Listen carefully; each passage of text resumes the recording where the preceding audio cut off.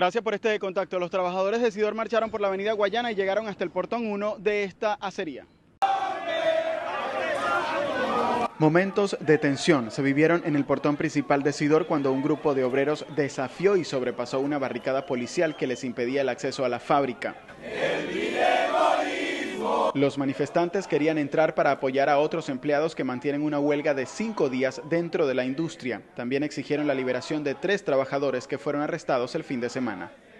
Fueron detenidos injustificadamente como lo son Leonardo Azócar, Juan Cabrera y Daniel Romero. ¿Qué socialismo es este? ¿Qué socialismo es este? ¿Qué humanismo es este? Por Dios, este país es de los venezolanos, hermano. Este país tiene la capacidad de salir del fango donde lo metieron.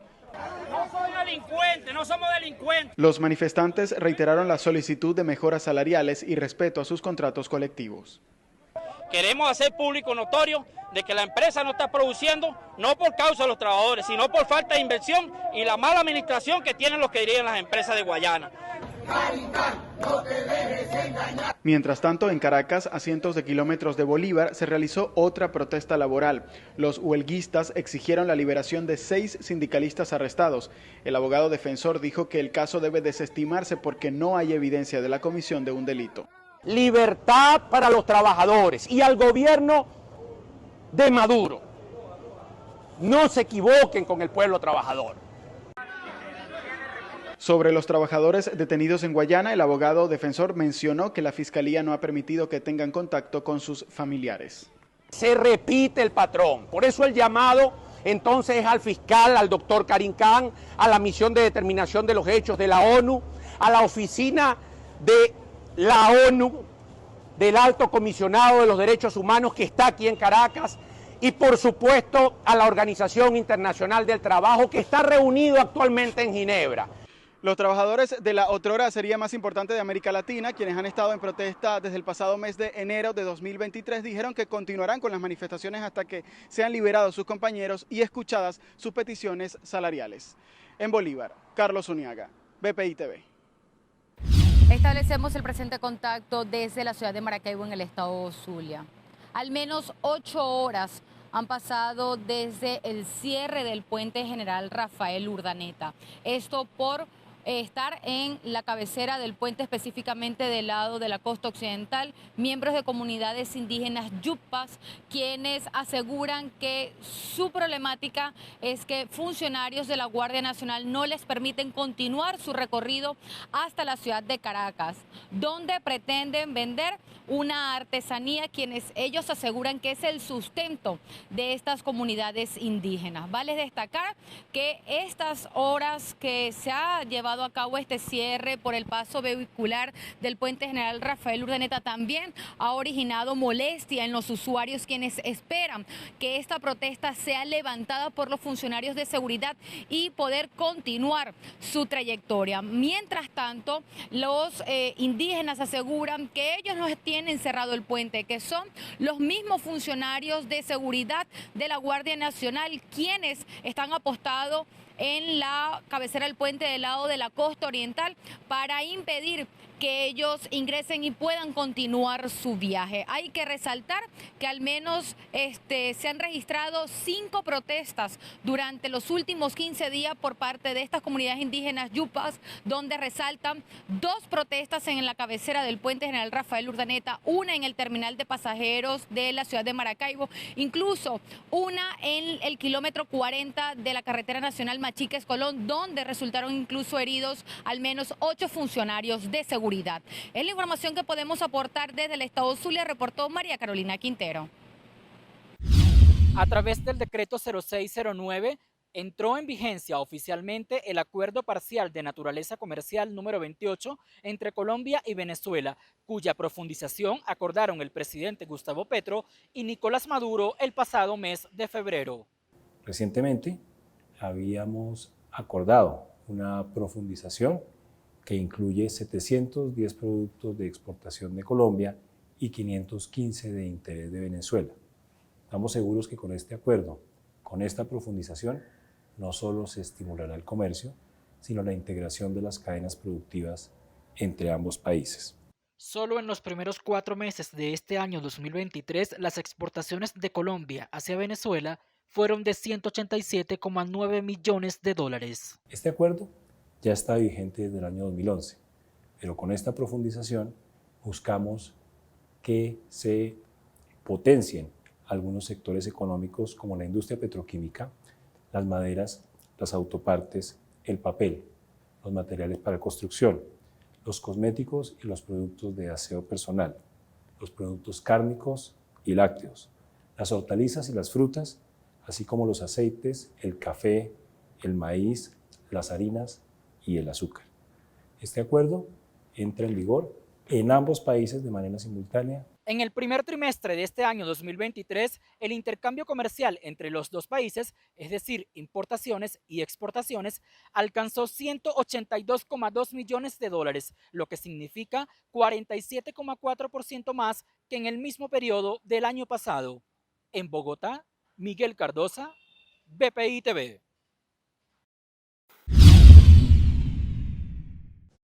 Cerca de las 4 de la tarde, Donald Trump abandonó la Corte Federal del Estado de la Florida, acá en los Estados Unidos, luego de conocer y declararse no culpable de los 37 delitos que impusieron el día de hoy el juez que presidió esta comparecencia. A través de su abogado, Donald Trump dijo que no era culpable de ninguno de los cargos de los cuales se le vincula por la negligencia en secretos de Estado. Esto hace ver que en los próximos días lo que es el devenir de este caso es que va a tardar semanas y meses. Hay que revisar la carga probatoria, el fiscal del caso debe también exponer cada una de las pruebas que tiene en contra del exmandatario y la defensa también hacer lo propio en la estrategia legal, por supuesto, para demostrar la inocencia de Donald Trump. Se debe también determinar quiénes van a conformar el gran jurado que va a determinar qué decisión generar en este caso. Lo cierto es que se espera que en horas de la noche el exmandatario desde New Jersey dé declaraciones en relación a ese nuevo proceso judicial en su contra y también cuáles serán sus próximos pasos. Mientras tanto, nosotros dimos una amplia cobertura durante todo el día de hoy exponiéndoles a ustedes las realidades y las dos visiones, quienes están a favor de esta medida y quienes también apoyan al exmandatario de los Estados Unidos. Mientras tanto, vamos a seguir revisando información en nuestra emisión central. Manuel Fajardo, desde el estado de la Florida para BPI TV. Desde el año 2018 y hasta el 2022, las donaciones voluntarias de sangre en Venezuela cayeron hasta un 82%. Esto representando solamente el 3.12% de los donantes durante el último año.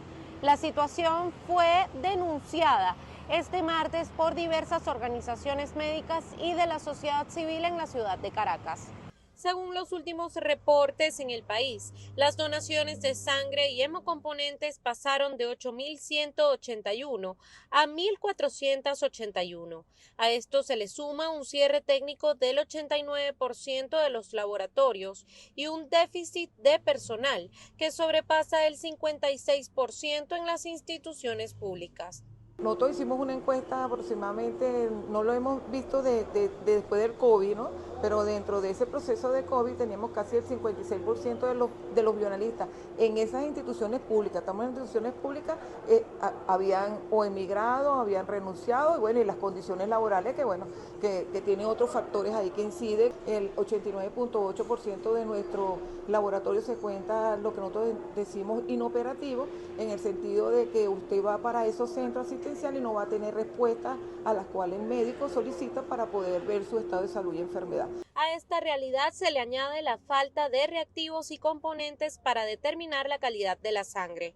Debido a fallas con estos insumos, cada vez son más los pacientes en riesgo de contraer enfermedades como la hepatitis C. Nosotros tenemos lamentablemente deficiencias en la calidad de los reactivos que estamos utilizando.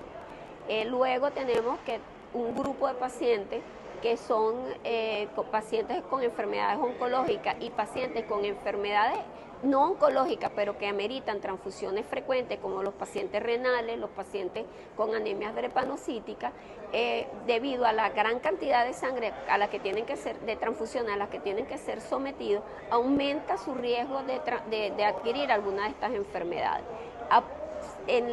Los pacientes que más tenemos estudiados son la población pediátrica.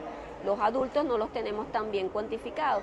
Y en esta población pediátrica, en algunos centros se dice que hasta un 70% de nuestros pacientes oncológicos pediátricos están contaminados con hepatitis C. Desde la Sociedad Venezolana de Hematología consideran de vital importancia que se realicen políticas públicas que incentiven la donación de sangre. La gente, pues por supuesto, deja de ir a los bancos de sangre porque piensan que no hace falta la sangre. Se recuerdan que el banco de sangre existe en el momento que tienen un accidente o en el momento que tienen un problema. ¿Por qué los donantes voluntarios deben acudir a los bancos de sangre? Porque de esa manera podemos garantizar que todo el tiempo tengamos sangre suficiente, que no tengamos necesidad de hacer llamados puntuales para poder solventar una emergencia.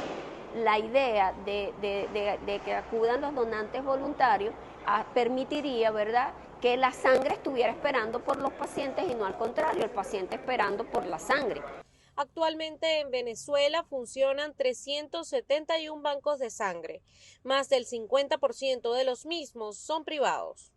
Organizaciones piden asimismo al Estado venezolano que reactualice el ordenamiento jurídico en la materia, pues la ley de donación de sangre en Venezuela tiene ya más de 44 años. Desde Caracas, Venezuela, Irene Mejías. A pesar de que en teoría algunos grupos criminales han expresado la intención de participar en diálogos de paz con el gobierno nacional, la Defensoría del Pueblo emitió la Alerta Temprana 020 del año 2023, es decir, un documento donde se advierten sobre algunos riesgos. En este caso están alertando por el posible reclutamiento de menores por parte de grupos criminales como el ELN o el Clan del Golfo. Advertimos sobre el riesgo que enfrentan las niñas, niños y adolescentes del municipio de Río Viró, en el departamento del Chocó, ya que pueden ser víctimas de reclutamiento forzado.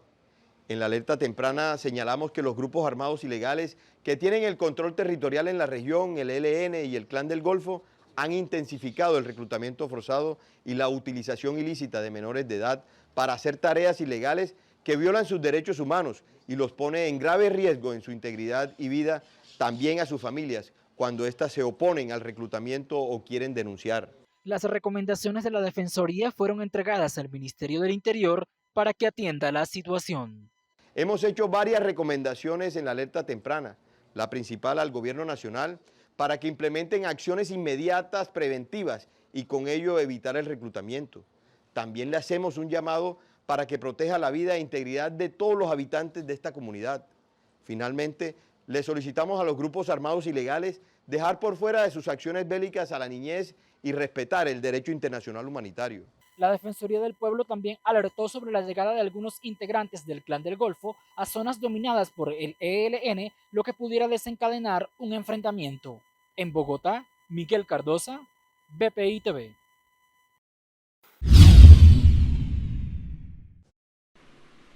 Tiziana Polesel, presidenta de Consecomercio, señaló que de enero a mayo de 2023, comparándolo con los primeros 5 meses del 2022, se evidenció una caída en las ventas y una contracción económica, la cual está afectando en mayor medida a la zona oriental del país en un 44%, le sigue la zona occidental del país en un 34% y por último la zona central de Venezuela en un 21%. Mediante una consulta a más de 100 empresas y cámaras regionales, se logró hacer un seguimiento de los sectores más afectados por la contracción económica y la caída del consumo. Hemos sacado, digamos, los sectores más emblemáticos. El primero de ellos, servicios y equipamientos para hotelería y restaurantes, con menos 68%. En licores, menos 57%, en servicios, menos 55%, prendas de vestir y calzados, menos 48%, en el sector automotor, menos 38%, comercio electrónico, menos 32%, panaderías, menos 18% y venta de víveres, menos 11%. Aquí vemos entonces que el panorama es hasta cierto punto preocupante. La representante gremial indicó que esta contracción representa un problema con respecto al movimiento de inventario por parte de los comerciantes. Los primeros meses del año pasado, viendo que había una tímida recuperación, muchos de los comerciantes se aventuraron a comprar inventarios que ahora no se le mueven. Y como bien saben ustedes, un inventario paralizado es costo. Un inventario paralizado, pues por supuesto afecta de alguna forma los resultados de la empresa en términos negativos. Y cuando hablamos además de flujo de caja, ahí por supuesto tenemos el segundo problema importante, que es el hecho que el crédito al comercio y el crédito al consumo no se ha reactivado. Las cifras de crédito que ustedes pueden observar de reactivación están prácticamente todas dirigidas al sector del agro, y ni siquiera a todo el sector del agro, a una parte del sector del agro. Entonces, por supuesto, eso no nos llega de alguna manera de manera fluida. Además, desde el organismo aseguraron que entre los temas que más afectan al sector comercio figuran la disminución del poder adquisitivo, la voracidad fiscal y la mala calidad de los servicios públicos. Hay una contracción del consumo, eso también se ve en los números, en el sentido que la gente no solamente está comprando menos cantidades, sino está cambiando mucho su patrón de compra. Está sustituyendo, por ejemplo, en el caso de los alimentos, las proteínas por otros alimentos un poco más económicos, y eso tiene además sus repercusiones dramáticas para lo que es el tema nutricional y el tema, digamos, lógico de alimentación. Por último, Polecel recordó que del 29 al 30 de junio en la ciudad de Puerto Cabello se estará realizando la asamblea número 53 del organismo, en la que además elegirán a una nueva junta directiva para el periodo 2023-2025. Desde Caracas, Venezuela, Irene Mejías. Según el informe mensual de la Organización de Países Exportadores de Petróleo, Venezuela registró en el quinto mes del año una producción de 819.000 barriles diarios de crudo en promedio, de acuerdo a las fuentes directas, mientras que las fuentes secundarias apuntan a 375.000 barriles diarios. Ambas cifras significan las más altas del año para Venezuela, al superar el pico logrado el pasado mes de abril. La industria petrolera venezolana registró en el primer trimestre del año un promedio de 731.000 barriles por fuentes directas y 696.000 fuentes secundarias. Con ello, la producción de crudo venezolano fue 11% superior al promedio del primer trimestre de 2023, según la estadística por fuentes directas de la OPEP. Italia despidió este miércoles al ex primer ministro Silvio Berlusconi con un funeral de Estado en la catedral de su ciudad natal, Milán, donde se dieron cita cientos de seguidores, familiares, amigos y las mayores autoridades del país. En Italia parecía que nunca ocurriría, pero Berlusconi, el hombre que marcó las últimas 3 décadas de la política, alineadas con todo tipo de controversias, el magnate que entraba cada día a la casa de los italianos a través de sus televisores, ya forma parte de la historia. Sus restos han sido velados de forma estrictamente privada en su villa de Arcore, en la periferia milanesa, pero 3 días después de su muerte fueron acogidos y celebrados con un funeral por todo lo alto ante la plana mayor del Estado, como él habría querido. Esta tarde su féretro cruzó en coche toda la ciudad hasta los pies del templo, donde esperaban sus 5 hijos, Marina, Pier Silvio, Bárbara, Eleonora y Luigi, y su última novia, la diputada Marta Fazzina, que lloraba desconsolada. El ataúd, trasladado después en procesión escoltado, recibió las honras de piquetes del Ejército de Tierra, la Marina y la Aeronáutica, mientras las banderas de la plaza y de todo el país ondeaban a media asta. En la calle, cerrada con verjas, miles de seguidores del empresario que aguardaban desde primera hora, pese al intenso calor, rompieron en vítores en cuanto el coche fúnebre irrumpió en el lugar. El funeral de Estado y el luto nacional, seguidos en directo en la televisión pública italiana, cierran la era Berlusconi, aquel carismático político que ascendió en 1994 tras el colapso de la Segunda República, el sistema político de la posguerra corroído por la corrupción, pero al mismo tiempo se abre una página incierta sobre su imperio empresarial y político.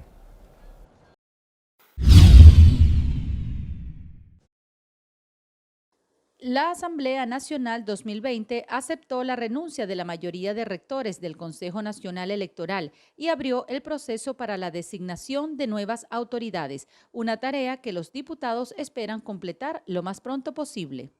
Los oficialistas acordaron revisar el estatus de toda la directiva del organismo, que incluye a los rectores relacionados con la oposición, Enrique Márquez y Roberto Picón, quienes no han dimitido.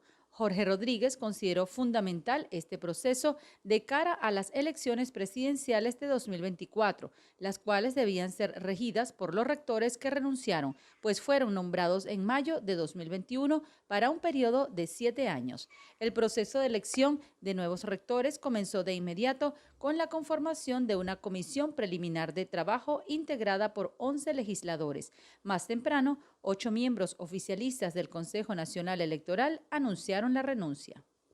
Hemos puesto nuestros cargos a la orden de la Asamblea Nacional para que sea el Poder Legislativo, facultado constitucionalmente, el que una vez más designe a un Consejo Nacional Electoral que represente el consenso y las aspiraciones de los sectores democráticos del pueblo venezolano. Los rectores continuaremos en ejercicio de nuestras funciones hasta que la Asamblea Nacional cumpla con los extremos legales de una nueva designación y las actividades y proyectos del Consejo Nacional Electoral continuarán ejecutándose sin contratiempos, como corresponde a un organismo que se prepara planificadamente para el proceso electoral venidero y cuyos trabajadores han demostrado con creces su entrega con la democracia de nuestro país. La Comisión Nacional de Primaria se declaró este jueves en sesión permanente tras la renuncia de los rectores principales y suplentes del Consejo Nacional Electoral y evaluará durante las próximas horas los pasos a seguir para continuar con la elección con o sin el apoyo técnico del organismo. En las próximas horas se harán los anuncios respectivos porque debemos considerar todas las aristas de estos hechos que son muy recientes. Nosotros ya, como les decía, habíamos fijado, como hemos hecho hasta ahora en todos los aspectos concernientes a la primaria, habíamos fijado plazos. Nosotros actuamos en función de plazos que nos indican que debemos pasar a otra fase o que debemos pasar a un escenario distinto de organización de la primaria. Este es un hecho que no esperábamos que se produjera pues esta semana, ¿no? Como creo que en general, pues, aunque había algunos rumores, pero no se conocía de manera concreta lo que podía suceder, por eso tenemos que evaluarlo, analizarlo. Nosotros seguimos adelante con la elección primaria.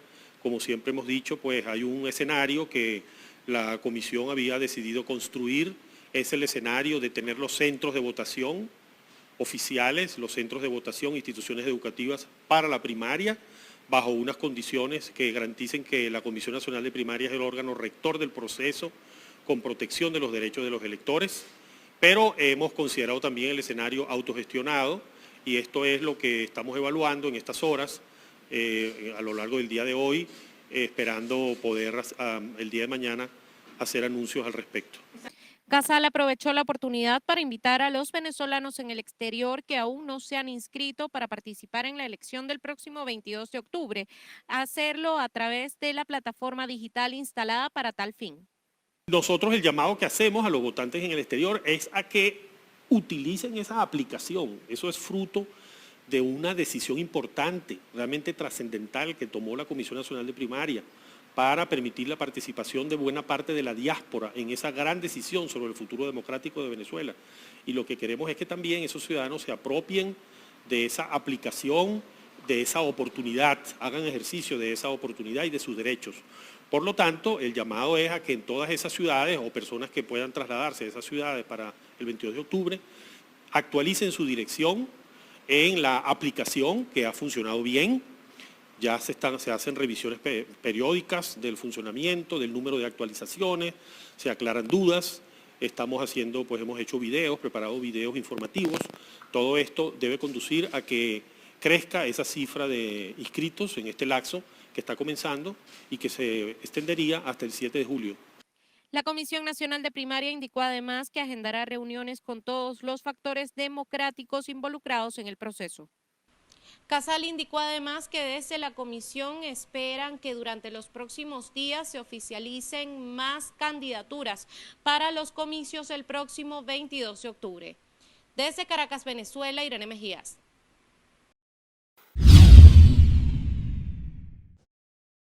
Y esto es un logro de la gente.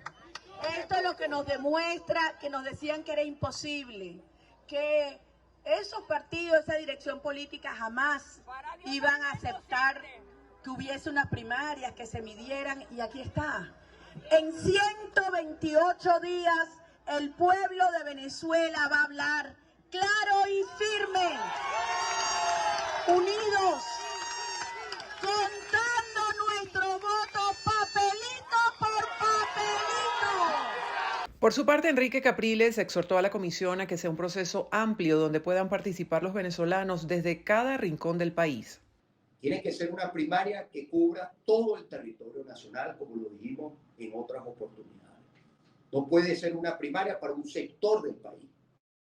Tiene que ser una primaria en la cual los que viven más lejos de allá de las capitales, de los estados de nuestra Venezuela, tengan la oportunidad de expresarse.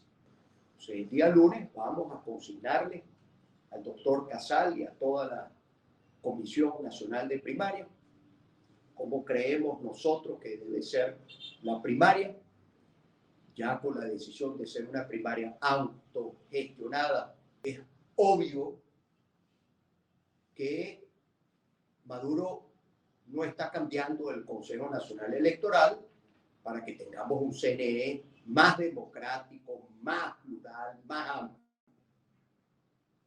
Es obvio que lo que quiere es tener un CNE peor. En este sentido, el partido Voluntad Popular aseguró que apoya un proceso electoral independiente y su posición es trabajar en la autogestión, recordando que son unos comicios impulsados por la sociedad civil. Además, la tolda naranja sostuvo que escoger un candidato en la primaria y que todos los sectores opositores den su respaldo dará un mensaje de verdadera unidad.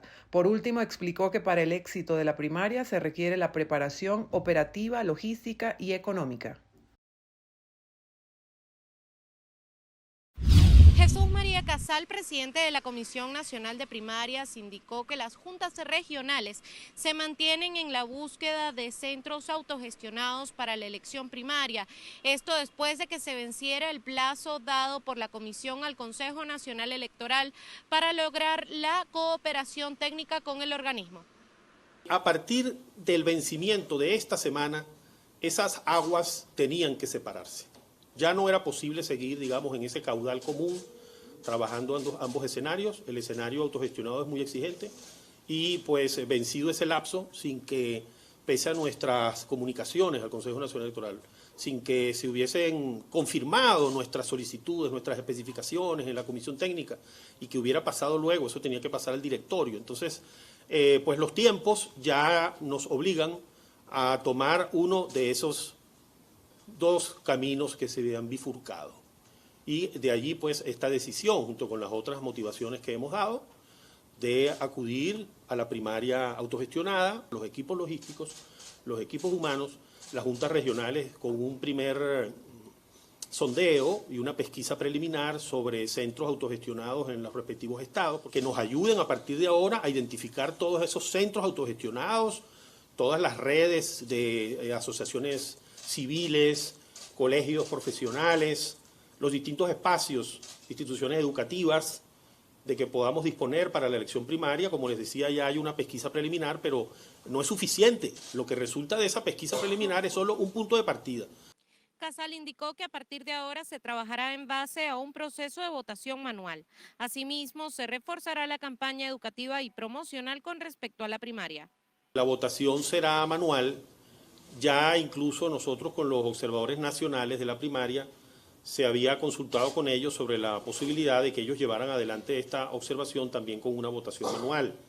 Ellos están dispuestos a hacer esta observación nacional de la primaria en los términos de una votación manual y evidentemente pues hay que, en conversación con los candidatos que también están realizando contribuciones voluntarias para el proceso, hay que definir todos estos aspectos económicos y también nuestros técnicos nuestro equipo técnico, nuestro equipo de apoyo electoral, ellos están preparados para la organización de una primaria manual, con el esfuerzo que ello pueda significar. Igualmente, la formación de los miembros de mesa. Con respecto a los nuevos costos generados del proceso, el presidente de la comisión indicó que un equipo logístico se encuentra trabajando en el presupuesto necesario y se realizarán diferentes actividades de recolección pública. Hemos ido avanzando durante estos meses en la formación de los equipos logísticos que abarcan también esos aspectos de carácter financiero, esos aspectos económicos, y ya hemos diseñado estrategias para la recaudación de fondos. Algunos de ellos pues están por recibirse mientras se terminaba de definir el escenario organizativo de la primaria. Va a haber una serie de actividades públicas de recolección de fondos con rifas electrónicas y otros procedimientos que hemos definido también, algunos de ellos junto con estudiantes universitarios que van a participar, y también muchos venezolanos en el exterior que han contribuido y seguirán haciéndolo para la recaudación de fondos. Entonces es un tema en el cual estamos trabajando y seguiremos trabajando e iremos paso a paso cubriendo los costos necesarios para llegar al punto culminante de la primaria.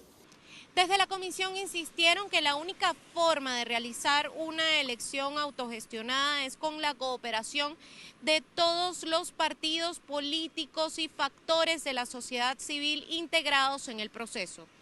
Desde Caracas, Venezuela, Irene Mejías.